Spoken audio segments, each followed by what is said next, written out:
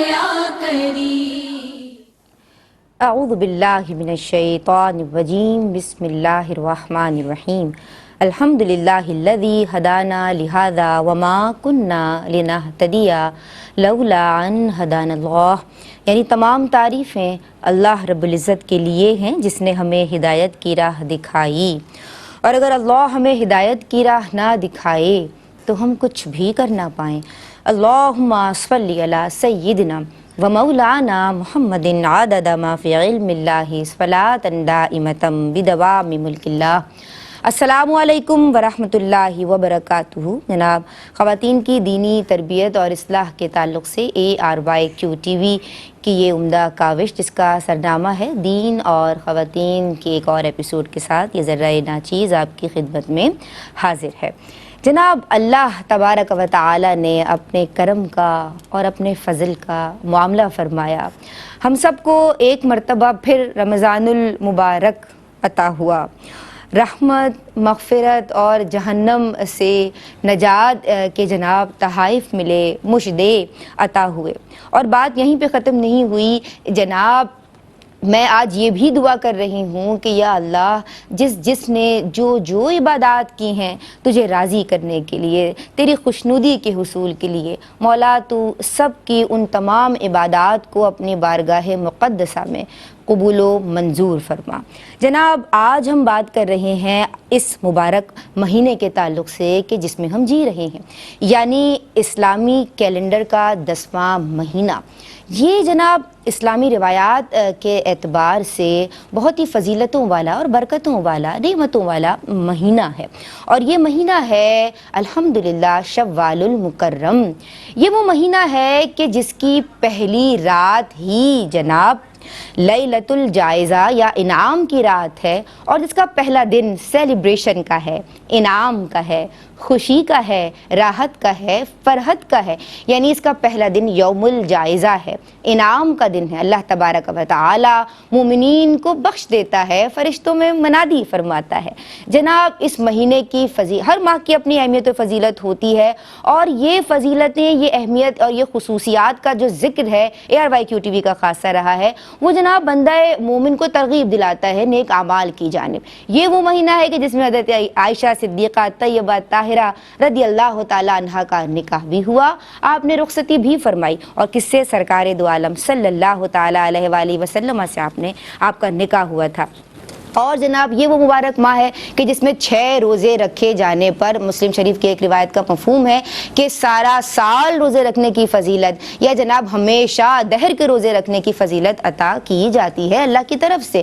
یہ وہ مبارک مہینہ ہے جناب کہ جو بڑی فضیلت والا ہے۔ اس میں حج کے معین مہینے ہیں، یعنی یہ وہ مہینہ ہے کہ جس سے حج کا احرام باندھا جاتا ہے، پہلے ایسا کیا جاتا تھا۔ اور جناب، آج ہم اسی مہینے کی فضیلت اور برکتوں کے تعلق سے، رحمتوں کے تعلق سے، اس کی روایات کے تعلق سے، تاریخ کے تعلق سے کلام کریں گے۔ آج جو اسکالرز میری، آپ کی، ہم سب کی رہنمائی کے لیے آن دی سیٹ موجود ہیں، ماشاءاللہ جداگانہ انداز تکلم رکھتی ہیں، متاثر کن انداز ان دونوں اسکالرز کا ہے۔ عالمہ صویبہ شاکر، السلام علیکم۔ وعلیکم السلام ورحمۃ اللہ۔ کیسی ہیں آپ؟ الحمدللہ رب العالمین۔ عید کیسی گزری آپ کی؟ الحمدللہ، ماشاءاللہ، آپ کو مبارک کہتے ہیں اور ویلکم کرتے ہیں، اللہ آپ کو سلامت رکھے۔ ہماری آج کی جو دوسری مہمان اسکالر ہیں، آپ بھی ماشاءاللہ جداگانہ اسلوب رکھتی ہیں اور مدلل گفتگو فرماتی ہیں۔ ہمارے ساتھ عالمہ صدف پروین موجود ہیں، السلام علیکم۔ وعلیکم السلام ورحمۃ اللہ۔ کیسی ہیں آپ؟ الحمدللہ، مبارکباد آپ کو بھی عید کی، بیلیٹڈ عید مبارک، اور میں آپ کے لیے بھی دعا گو رہتی ہوں۔ کیسے مزاج ہیں؟ الحمدللہ ماشاءاللہ۔ آج کا پروگرام جناب ہم شروع کرتے ہیں۔ اس وقت پروگرام میں ایک بریک شامل کر رہی ہوں، بات ہو رہی ہے ماہ شوال کی اہمیت کے تعلق سے۔ ہمارے ساتھ رہیے، درود پڑھتے رہیے۔ بسم اللہ الرحمن الرحیم، السلام علیکم ورحمۃ اللہ۔ جناب، دین اور خواتین میں آج ہمارا عنوان ہے ماہ شوال کی اہمیت اور فضیلت۔ اس تعلق سے رہنمائی فرمانے کے لیے عالمات آن دی سیٹ موجود ہیں، عالمہ صوبیہ شاکر اور عالمہ صدف پروین۔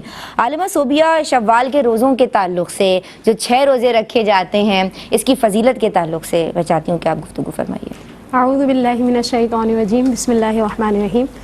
ماہ شوال کے 6 روزوں کی فضیلت مختلف قسم کی جو احادیث کی مستند کتب ہیں ان کے اندر موجود ہیں، جیسے مسلم شریف، ابو داؤد اور اسی طرح سے ترمذی میں یہ روایت موجود ہے ان الفاظ کے ساتھ کہ حضرت ابو ایوب انصاری رضی اللہ تعالیٰ عنہ بیان کرتے ہیں کہ نبی کریم صلی اللہ علیہ وآلہ وسلم نے فرمایا من صام رمضان ثم اتبعہ ستا من شوال کان کصیام الدہر، یعنی کہ وہ شخص جس نے رمضان کے پورے روزے رکھے اور پھر اس کے بعد اس نے شوال کے 6 روزے بھی رکھے تو اس کا یہ روزے رکھنا ایسا ہے جیسے کہ اس نے پوری زندگی کے روزے رکھے. سبحان اللہ. اسی طریقے سے مسند احمد کی ایک روایت ہے جس میں راوی حضرت ابو ایوب انصاری رضی اللہ تعالیٰ عنہ ہی ہیں اور نبی کریم علیہ السلام سے وہ روایت کرتے ہیں کہ سرکار علیہ السلام نے فرمایا جس نے رمضان کے روزے رکھے اور شوال کے 6 روزے رکھے تو گویا اس نے پورے سال کے روزے رکھے. اب ان دونوں احادیث کا جو تشریح ہے توجیہ ہے وہ علماء اس طرح بیان فرماتے ہیں کہ اللہ تبارک و تعالیٰ نے سورہ انعام کی آیت نمبر 160 میں یعنی 160 میں اللہ تعالیٰ نے ایک بات یہ بیان فرمائی، اس سے انہوں نے اصول نکالا کہ جو بھی کوئی نیکی کی جاتی ہے اس کا کم سے کم جو ثواب ہوتا ہے وہ 10 گنا ہوتا ہے. اس اعتبار سے اگر دیکھا جائے تو رمضان کے روزے 10 مہینوں کے برابر ہوئے اور یہ 6 روزے رکھ لیے تو یہ 2 مہینے اور ہو گئے اور یہ پورے سال کے برابر کا ثواب ہو گیا. اب علماء آگے یہ بیان فرماتے ہیں کہ اگر کوئی ایسا کرے کہ اپنی زندگی میں اس کا معمول بنا لے جی کہ ہر سال وہ رمضان کے روزے پورے رکھے پھر شوال کے 6 روزے ملا لے تو گویا وہ ایسا ہو جائے گا جیسے اس نے پوری زندگی کے روزے رکھے ہیں. اس بات کی وضاحت جو ہوتی ہے وہ ایک اور روایت سے ہوتی ہے، یہ بھی بہت معتبر حدیث کی کتب میں موجود ہے. حضرت ثوبان رضی اللہ تعالیٰ عنہ اس کے راوی ہیں اور وہ بیان فرماتے ہیں کہ نبی کریم علیہ السلام نے فرمایا کہ رمضان کے روزے 10 مہینوں کے برابر ہیں اور اس کے بعد شوال کے 6 روزے یہ 2 مہینے کے برابر ہیں، لہٰذا یہ پورے سال کے روزوں کا ثواب موجود ہے. اور اسی طرح عادت اگر بنا لی جائے کہ رمضان کے روزے رکھے جائیں اور اس کے بعد شوال کے 6 روزے رکھے جائیں تو یہ پوری زندگی روزہ دار رہنے کی مثل ہوگا. اب جب فضیلت اتنی پیاری ہے اور ہمیں کوشش کرنی چاہیے، جو کر سکتا ہے جو رکھ سکتا ہے اسے چاہیے کہ وہ تھوڑی سی کوشش کر کے اور ان روزوں کی فضیلت کو ضرور حاصل کرے، کیونکہ شوال کا مبارک مہینہ مکرم مہینہ ہمارے درمیان ابھی بھی موجود ہے اور اتنے دن موجود ہیں کہ اگر ہم ایک ساتھ نہیں دور دور کر کے بھی فرق کر کے بھی الگ الگ کر کے بھی روزہ رکھنا چاہیں تو ہم رکھ سکتے ہیں. تو ضرور اس سعادت کو حاصل کرنے کے لیے کوشش کرنی چاہیے. تو ابھی بھی متفرق کر کے بھی ہم 6 روزے رکھ سکتے ہیں تو فضیلت حاصل کی جا سکتی ہے. ماشاءاللہ. میں آپ کی یہ سمجھاؤں گی اور عالم و صدف ہمیں بتائیے کہ شوال کے جو یہ 6 روزے ہیں ان کا شرعی حکم کیا ہے؟ اعوذ باللہ من الشیطان الرجیم، بسم اللہ الرحمن الرحیم. شرعی حیثیت کے اعتبار سے اگر دیکھا جائے تو یہ شوال کے روزے نفل مستحب کہلاتے ہیں. یعنی نفل کا مطلب کیا ہوتا ہے؟ ایکسٹرا چیز، زائد چیز جو فرض اور واجب کے علاوہ ہو.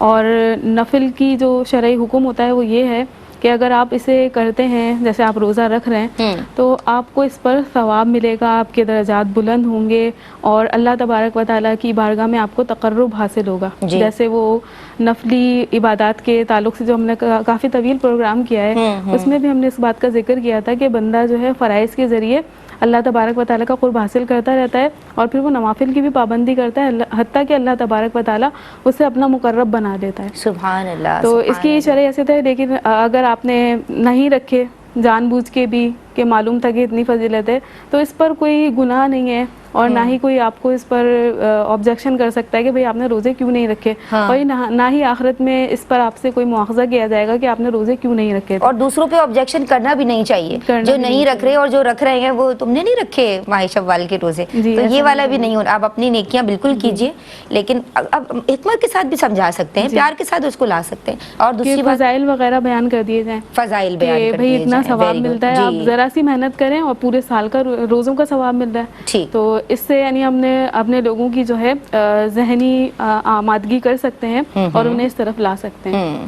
تو یہ کہ نفلی حیثیت ہے، رکھیں گے تو ثواب ہے، نہیں رکھیں گے تو کوئی گناہ وغیرہ نہیں ہے. لیکن رکھنا چاہیے کہ آپ کے پاس ہوتا ہے، وقت موجود ہوتا ہے. کبھی ایسا بھی ہوتا ہے کہ آپ کافی ٹائم تک نہیں کھا پی رہے ہوتے ہیں تو آپ سوچیں کہ اگر روزہ ہی رکھ لیتے تو ثواب حاصل ہو جاتا. اچھا، جن کے روزے چھوٹ جاتے ہیں تو وہ پہلے وہ اپنے قضا روزے رکھیں یا پھر یہ نفلی روزے رکھیں؟ اس حوالے سے بات کروں گی کیونکہ اسی ضمن میں یہ سوال آ رہا ہے. لیکن ایک اور سوال میں چاہتی ہوں آپ سے کرنا، وہ یہ کہ اب یعنی شوال کا یعنی جو دوسری شوال ہے، شوال کی دوسری تاریخ وہ تو گزر گئی، لیکن عوام الناس میں یہ بھی ایک تصور ہے، مسکنسیپشن ہے کہ یعنی عید کے دوسرے دن سے روزے رکھنا ضروری ہے. پھر ایک یہ ہے کہ تواتر کے ساتھ رکھنے ضروری ہیں. اس پہ رہنمائی فرمائیے. دیکھیں ابھی میں نے جو آپ کو دلائل کے طور پہ حدیث ذکر کی ان سے بالکل صاف ظاہر ہے کہ اس میں دو چیزوں کی خالی تخصیص ہے، ایک مہینے کی کہ شوال کا مہینہ ہونا چاہیے اور ایک اس بات کی کہ روزے 6 ہونے چاہیے۔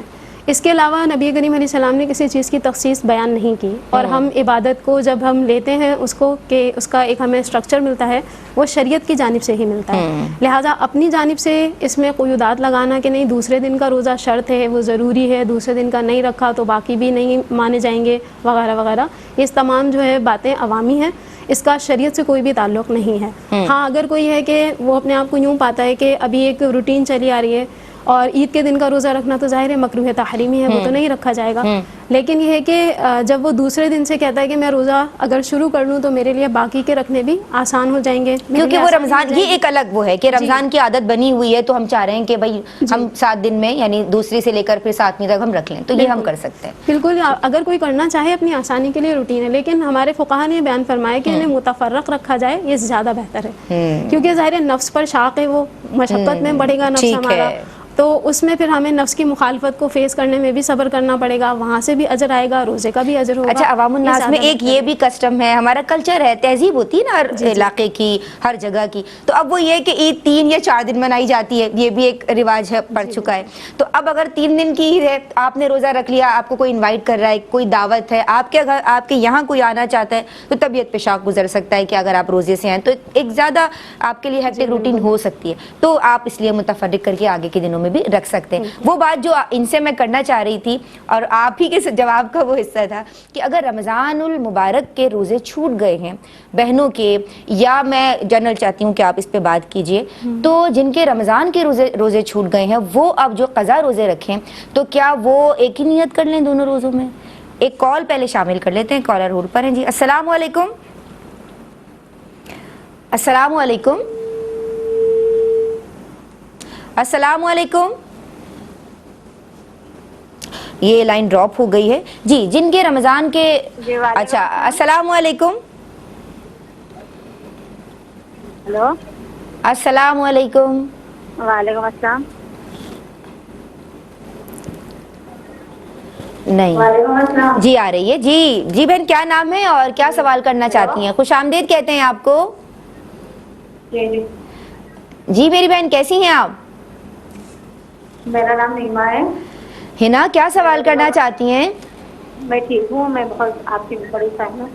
بہت شکریہ۔ کیا سوال کرنا چاہتی ہیں آج دین اور خواتین میں؟ ہم بات کر رہے ہیں ماہ شوال کی فضیلت کے تعلق سے۔ جی میں یہ جو 6 روزے ہوئے ہیں، یہ 6 جی جی جی جی جی یہ جو 6 روزے رکھے گئے ہیں ان کی فضیلت کا پوچھ رہی تھی میں، اور یہ ان کا وقت کس طریقے سے ہوتا ہے؟ جیسے رمضانوں کا جو وقت ہوتا ہے اس کا وقت کیسا ہے؟ اچھا ٹھیک ہے ٹھیک ہے، بہت شکریہ آپ نے ہمیں کال کی۔ جی جن کے رمضان کے روزے چھوٹ گئے ہیں اور وہ قضا روزوں کی نیت کے ساتھ نفلی روزوں کی بھی نیت کرنا چاہ رہے ہیں، کیسا کیا جا سکتا ہے؟ ایسا نہیں کر سکتے کیونکہ جو قضا روزے ہیں رمضان کے، چاہے آپ نے کسی وجہ شرعی کی وجہ سے نہیں رکھے تھے یا ایسے ہی کہ نہیں رکھے معلوم نہیں تھا، یا جیسے ہوتا ہے سستی کاہلی کی وجہ سے نہیں رکھے، تو ان روزوں کی قضا رکھنا یہ فرض ہوتا ہے، یہ فرض غیر معین کہلاتے ہیں، اور جو فرض ہے اس کا حکم یہ ہوتا ہے کہ آئندہ زندگی میں اس کو آپ نے رکھنا ہی ہوگا۔ اگر آپ نے نہیں رکھا اور تاخیر کرتے رہے حتیٰ کہ دنیا سے ہی چلے گئے تو آخرت میں اس کا مواخذہ ہوگا۔ ایسا کرنا حرام ہے، مکروہ ہے اور مکروہ تحریمی ہے، حرام ہے، گناہ گار ہوگا ایسا بندہ۔ تو ایسے جو روزے ہیں اس کو رکھنا ہی ہوگا۔ اور جبکہ اگر ہم شوال کے روزے دیکھیں، جیسے اس کی بھی شرعی حیثیت بھی بیان کی گئی کہ اگر آپ نے نہیں رکھا تو اس پر بس یہ کہ ثواب نہیں ملے گا، آپ گناہ گار وغیرہ نہیں ہوں گے، نفل کی حیثیت ہے۔ تو اب یہ کہ پہلے جو ہے یہ شوال کے روزے نہ رکھے جائیں، پہلے جو آپ کے قضا روزے وہ کیے جائیں، جیسے کہ ابھی فضیلت بھی بیان کی گئی کہ جس نے ماہ رمضان کے روزے رکھے پھر اس کے بعد شوال کے 6 روزے رکھے، اور اس کی لاجک بھی بیان کی گئی کہ جو رمضان کے 30 روزے ہیں اور ہر روزے کی جو نیکی ہے وہ 10 گنا زیادہ ہے، تو 30 کو 10 سے آپ ملٹیپلائی کرو تو 300 ہوتا ہے۔ اب آپ نے روزے رکھے ہیں 20 مثلا، اور آپ چاہ رہے ہیں کہ اسی میں ہی آپ جو ہے وہ شوال کے 6 روزوں کی نیت بھی کر لیں، تو اب یہ تو کاؤنٹنگ بھی پوری نہیں ہو رہی۔ وہ جو ایک لاجک بیان کی گئی تھی کہ 300 وہ ہو گئے اور یہ 60 یہ 360 اسلامی لحاظ سے 1 سال یہ پورا کہلاتا ہے۔ تو اب یہاں اگر لاجک کے اعتبار سے بھی دیکھا جائے تو یہ بھی درست نہیں ہے اور شرعی اعتبار سے بھی یہ दुरुस्त नहीं है। तो आप ऐसा नहीं कर सकते एक साथ कि- दोनों नियतें नहीं की दोनों जा नियतें नहीं कर सकती। सकते। ठीक है, तो पहले आप कज़ा रोजे रख कज़ा रोज़े लें, रखें, फिर उसके बाद पूरा महीना है, आप कभी भी, अभी हमने बात की कि मुतफर्रिक करके भी रखे जा सकते हैं, तो आप बाद में रख लीजिए, जो पहले कज़ा है वो रख लें, या फिर अगर ज़्यादा हैं तो फिर पहले कज़ा रोज़ों का ही हमें एहतमाम क्योंकि करें। कज़ा अगर आपने नहीं रखे और जिंदगी का कोई भरोसा नहीं है जी। तो फिर क्या है, आखिरत में आपसे पूछा जाएगा ना कि आपने कज़ा रोज़े क्यों नहीं रखे। नफिल नहीं रखे तो इसका कोई ऐसा नहीं है मसला कि उसमें मुआखज़ा नहीं आपसे है। पूछा जाए कि ठीक आपने है। नफिल क्यों नहीं रखे। सही। अच्छा, बाज़ लोग ऐसा भी करते हैं आलिमा सोबिया कि शव्वाल के जो वो रोज़े हैं, यानी ये जो 6 रोज़े जिनकी फ़जीलत के ताल्लुक़ से आपने माशाअल्लाह बहुत खूबी के साथ कलाम भी फरमाया हुज़ूर सल्लल्लाहु ताला अलैहि वसल्लम के अक़वाल, तो वो ये करते हैं कि इन रोज़ों को रखने के बाद ईद मनाते हैं। इसका शरई हुक्म बताइए। देखिए, नबी करीम सल्लल्लाहु अलैहि वसल्लम जब मक्का से हिजरत करके मदीना तशरीफ़ लाए तो मुख्तलिफ़ अक़वाम वहाँ पर आबाद थी, उनके मुख्तलिफ़ फेस्टिवल होते थे। सरकार अलैहिस्सलाम ने पूछा ये क्या है, तो कहा गया भई ये इनके खुशी के दिन हैं, इनके त्यौहार हैं, ये इस दिन त्यौहार अपने मनाते हैं। जी। तो सरकार सल्लल्लाहु अलैहि वसल्लम ने फरमाया कि अल्लाह ताला ने तुम्हारे लिए 2 दिन ईद मुकर्रर की है, एक ईद उल फितर और एक ईद उल अज़हा। अब अगर हम खुशी मनाने की बात करें शरई एतबार से, तो फ़ी नफ्सी खुशी मनाना मुबाह है, जी। यानी ना गुनाह है ना सवाब है, इसमें कुछ भी नहीं है, मुबाह है।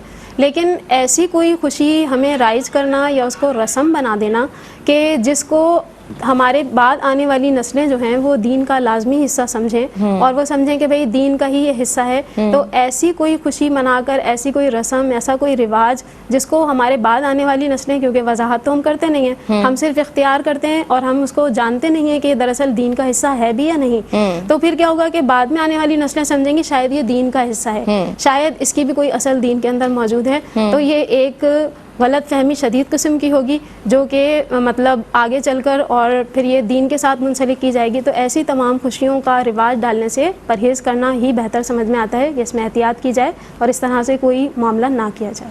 ठीक है, यानी इन तमाम मामलात से जनाब बचा जाएगा। सदका फ़ित्र के ताल्लुक़ से आलिमा सदफ़, मैं चाहती हूँ कि मैं आपकी समझाऊँ, एक कॉलर भी शामिल कर लेते हैं। अस्सलामु अलैकुम। अस्सलामु अलैकुम। वालेकुम सलाम। जी बहन, क्या नाम है और क्या सवाल करना चाहती हैं? आपको वेलकम करती हूँ दीन और ख़वातीन में। मेरा नाम समीना है, मैं लाहौर से बोल रही हूँ। जी समीना। और ये पूछना है कि जी जी। तकरीबन 2-3 साल से मैं रोजे नहीं रख सकती, मेरे कुछ इशूज हैं, प्रॉब्लम है, तो कुछ रोजे रखे हैं, तो जो ना उसके लिए वो मतलब कि क्या होना चाहिए हदिया, और अगर मैं बाद में कैसे पूरे कर सकती हूँ? अच्छा, रोज़ों का फ़िदिया ये पूछना चाह रही हैं? जी जी। अच्छा अच्छा, ठीक है, बहुत शुक्रिया और आपने हमें कॉल की।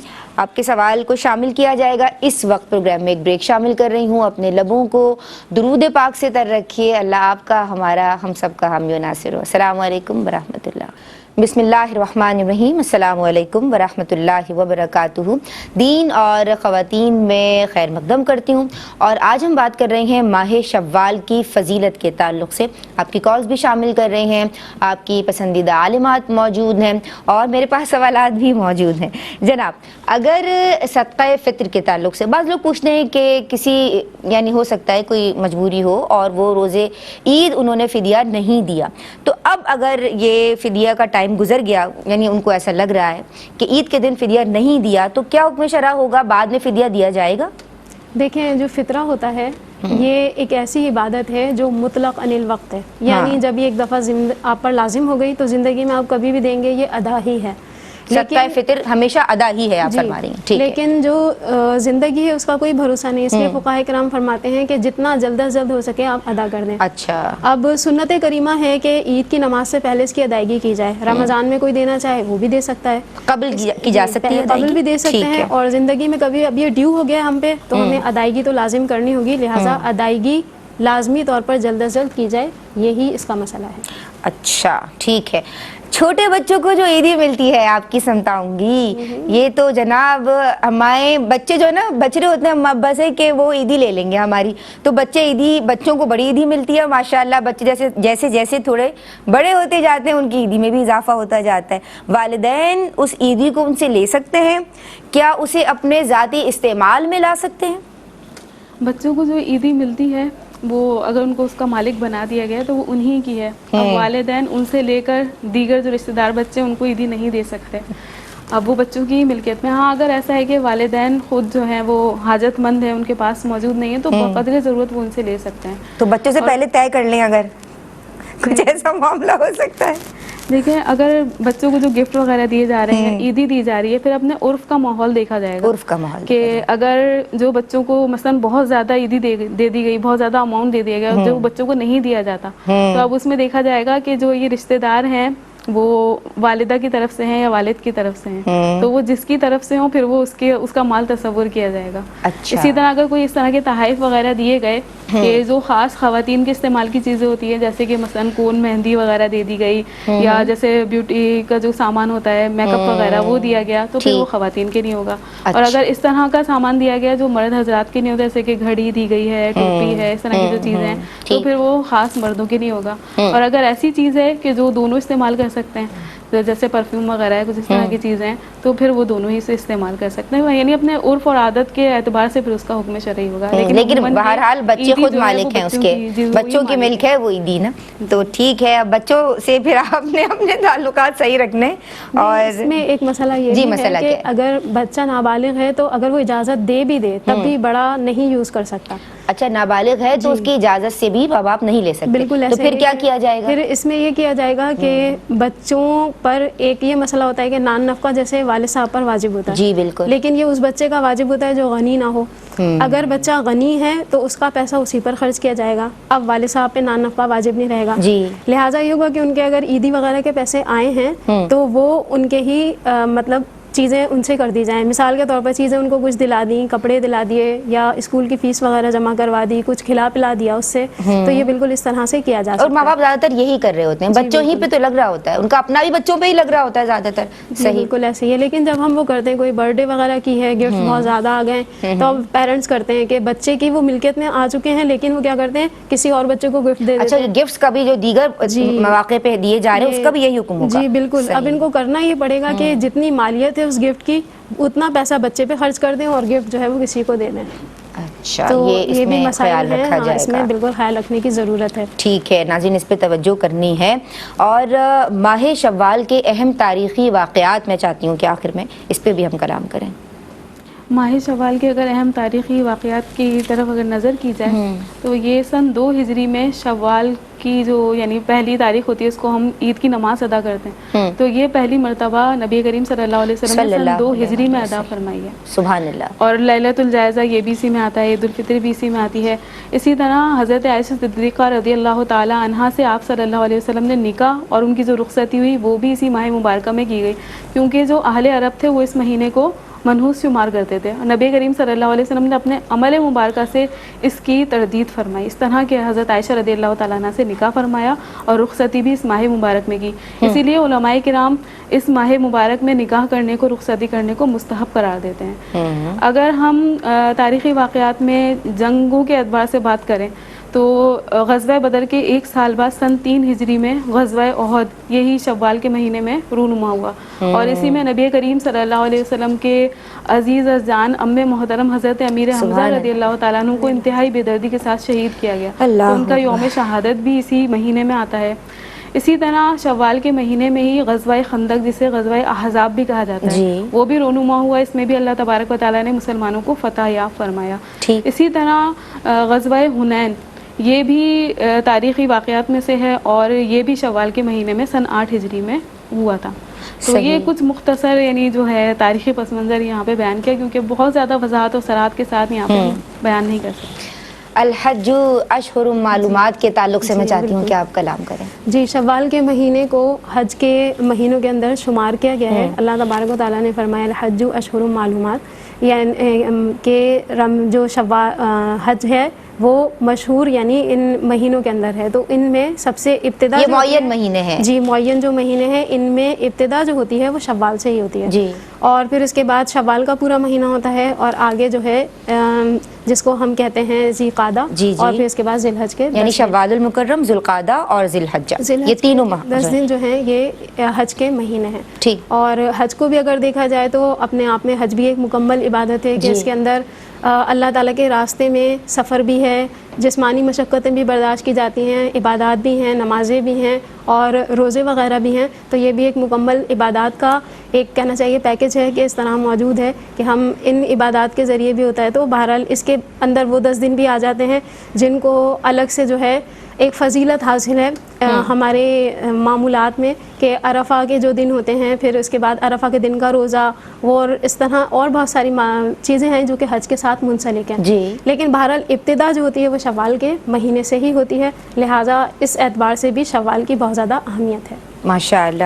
حنا بہن نے سوال کیا کہ نفلی روزے رکھنے کے لیے ہم جو کیلنڈر فالو کرتے ہیں سحر اور افطار کے جو اوقات کے تعلق سے، تو وہ کہتی ہیں نفلی روزے جو شوال کے رکھ رہے ہیں، جو 6 روزے رکھ رہے ہیں، ان کو بھی کیا کوئی کیلنڈر فالو کرنا ہوگا، یعنی سحر و افطار کے اوقات کے تعلق سے رہنمائی فرمائیے. دیکھیں جو اوقات کا کیلنڈر ہوتا ہے یہ پورے سال کا ہوتا ہے. اچھا. اور اس میں آپ کبھی بھی نفلی روزہ رکھنا چاہیں تو آپ اس کو فالو کر سکتے ہیں. جیسے ہم رمضان میں، اب آپ اگر غور کریں، رمضان کبھی جنوری میں آ رہا ہے، کبھی فروری میں، کبھی کچھ مہینے آگے ہیں اس طرح. تو جو ہمیں ایک رمضان میں ہمیں مل جاتا ہے کیلنڈر کہ بھئی اس وقت سحری ہے اور اس وقت افطار ہے، تو اس طرح ہے. لیکن شرعی اعتبار سے یہ ہے کہ جو ہم نفلی روزے رکھتے ہیں اس میں نیت کا وقت ہے پوری رات. جیسے سورج ڈوبتا ہے رات شروع ہو جاتی ہے، پوری رات سے لے کر اگلے دن کی دعوی کبریٰ یعنی زوال سے پہلے تک اس کی نیت کی جا سکتی ہے. اگر کسی نے رات میں نیت نہیں کی اور اس کے بعد اس نے دعوی کبریٰ سے یعنی زوال کے وقت سے پہلے نیت کر لی، اس کا روزہ ہو جائے گا. تو ٹائم اگر آپ دیکھیں اس اعتبار سے تو یہ ہے نیت کرنے کا وقت. اور اگر آپ کیلنڈر کو فالو کرنا چاہ رہے ہیں کہ ہاں بھائی اس وقت ہم نے سحری ختم کر دی اور اب ہم روزہ افطار کب کریں، تو اس کے لیے آپ بالکل نماز کا جو کیلنڈر ہوتا ہے وہ لے لیں، آپ اسی کو فالو کر سکتے ہیں. اسی میں سے ہی کیلنڈر بنا کے آپ کو رمضان میں دیا جاتا ہے کہ آپ اس وقت سحری کریں اور اس وقت افطار. صحیح. سمینہ بہن نے کال کی اور صدف میں آپ سے یہ جاننا چاہوں گی کہ 2-3 سال سے ہم دعا گو ہیں سمینہ آپ کے لیے کہ وہ علیل ہیں، بیمار ہیں اور وہ روزے کچھ رکھ لیتی ہے ہمت کر کے اور کچھ وہ نہیں رکھ پاتی ہیں، تو پھر ان کے روزے چھوٹ جاتے ہیں. وہ یہ فرما رہی ہیں، یہ پوچھ رہی ہیں کہ اگر کوئی بہن بیمار ہے تو اور وہ روزے نہیں رکھ پا رہی ہے، یعنی اس طرح آن اینڈ آف رکھ رہی ہے، کچھ رکھ رہی ہے کچھ نہیں رکھ رہی، تو کیا قضا وہ کرے گی روزوں کی یا فدیہ دیا جائے گا، اور ان کا حکم جو ہوگا وہ بھی بتا دیجیے. جی، جب تک کہ روزہ رکھنے پر قدرت حاصل ہے اس وقت تک فدیہ ادا نہیں کیا جا سکتا. جیسے کہ انہوں نے خود وضاحت کی کہ یہ کبھی رکھ لیتی ہیں اور کبھی نہیں رکھ پاتی ہیں. تو اور ہو سکتا ہے کہ جو گرمی کے پہلے روزے تھے، گرمی شدید پڑی ہے تو اس میں نہ رکھ پائی ہوں، وہی لیکن ٹھنڈے روزے رکھ لیں. تو اب یہ جو چھوٹے دن آئیں گے سردیوں کے، اس میں وقت بھی کم ہوتا ہے تو روزے کا ٹائم کم ہے، آپ اس میں رکھ لیں. اور اگر پورا ایک ساتھ نہیں رکھ سکتے تو جیسے پیر کو روزہ رکھ لیں، جمعرات کو روزہ رکھ لیں. اسی طرح یہ جو چاند کی 13، 14، 15 کی تاریخیں ہوتی ہیں، وہ اس کے ایام بیت کے روزے ہوتے ہیں، وہ رکھ لیں. اس طرح یعنی متفرق طور پر رکھ لیں کہ جیسے اب یہ حج کے ایام آ گئے تو ہوتا ہے کہ نوافل روزے رکھیں، تو آپ اس کی جگہ اپنے جو قضا روزے ہیں انہیں ادا کرتے ہیں آہستہ آہستہ. اور پہلے یہ کہ ایک اس کو کاؤنٹنگ آپ کر لیں کہ کتنے روزے ہیں. خواتین کی غلطی یہ بھی ہوتی ہے کہ نہ وہ کاؤنٹ نہیں کرتی ہیں، وہ بولتی ہیں ہم بس رکھے چلے جا رہے ہیں. تو اس میں آپ کو ایک ہوتا ہے کہ تسلی بھی حاصل نہیں ہوتی اور آپ روزے بھی رکھ رہے ہوتے ہیں. تو آپ ایک پورا ایک کاؤنٹ کر لیں کہ کتنے روزے، اور پھر اس کو باقاعدہ آپ کٹ کرتے چلے جائیں، جتنے رکھنی ہے اس کو کینسل کر دیں. تو ایک آپ کو تسکین بھی حاصل ہوگی کہ میرے اتنے روزے ہو گئے، اب اتنے باقی رہ گئے. اگر آپ کو ایگزیکٹ نمبر یعنی معلوم نہیں بھی ہے تب بھی آپ ایک رف آئیڈیا تو لگا ہی سکتے ہیں نا کہ بھئی اتنے ہیں. تو وہ اگر 5-10 اوپر ہی ہو جائیں گے تو کوئی غلط بات نہیں ہے، آپ زیادہ ہی رکھ لو. لیکن ایک ایٹ لیسٹ ایک آپ لسٹ مینٹین کرو، تھوڑی محنت کرو، تھوڑی کوشش کرنی چاہیے نا اس کے لیے. میں آپ کی سمجھ آؤں گی. اور جان بوجھ کے جو لوگ روزہ چھوڑ دیتے ہیں اور اس کی اہمیت کو نہیں سمجھ رہے ہوتے، ان کے لیے روزے کے فلسفے کو واضح کیجئے. کیا پیغام دیں گی میری بہنوں کو؟ دیکھیں، اللہ تبارک و تعالیٰ نے رمضان کے روزے جب فرض کیے تو اللہ تعالیٰ نے فرمایا اس کا سبب کہ لعلکم تتقون، تاکہ تم پرہیزگار ہو جاؤ. اور پرہیزگاروں کے لیے یہ اللہ تعالیٰ نے فرمایا کہ اللہ تعالیٰ کی بارگاہ میں سب سے زیادہ مکرم ہے. جی. تو اب پرہیزگاری جسے حاصل کرنی ہے اسے روزے رکھنے چاہیے جو اللہ تعالیٰ کی بارگاہ میں. ہمیں دنیا میں اللہ تعالیٰ نے اس لیے بھیجا کہ ہم اللہ تعالیٰ کی بارگاہ میں زیادہ سے زیادہ مقام قرب کی منازل کو طے کر سکیں. اور روزہ اس کا بہترین ذریعہ ہے، ہمیں خود قرآن نے بتایا. لہٰذا ان روزوں کو چھوڑنا محرومی کے سوا کچھ بھی نہیں ہے. کیونکہ نبی کریم علیہ السلام فرماتے ہیں کہ اگر تم جانتے کہ رمضان میں جو کچھ ہے تو تم یہ خواہش کرتے کاش پورا سال رمضان ہی ہوتا. ایک ہمارا نفل ہے وہ اس کا ثواب بن جاتا ہے اتنا جتنا کہ فرض ہے، اور فرض کا ایک فرض کا ثواب 70 گنا زیادہ ہو جاتا ہے. اسی طرح سے اور دیگر ہم امور کے اعتبار سے دیکھیں تو لوگوں کے ہمارے معاشرے پہ ایک اچھا اثر مرتب ہوتا ہے، لوگوں کی ایک اچھی روٹین بن جاتی ہے، ان کی اپنی ایک اچھی ڈائٹ کا اہتمام ہو جاتا ہے، اس طرح کی چیزیں ہوتی ہیں. لیکن بڑی محرومی کی بات ہے کہ ہم کھانا پینا تو سب کچھ کریں اور نہ رمضان کا احترام کریں اور نہ ہی ماہ رمضان کے روزے ہم رکھیں. ہمیں سوچنا تو چاہیے کہ اللہ تبارک و تعالیٰ کی بارگاہ میں جا کر ہم کیا جواب دیں گے.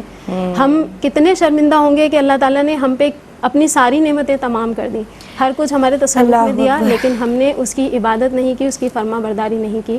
تو یہ بہت محرومی کی بات ہے. اگر کسی نے چھوڑے ہیں انہیں اب توبہ کرنی چاہیے اور ابھی سے نیت کر لیں کہ اگر آئندہ زندگی میں رمضان ملا تو انشاءاللہ تبارک و تعالیٰ میں پورے روزے رکھوں گی یا رکھوں گا. انشاءاللہ جناب یہ عہد بھی کرتے ہیں.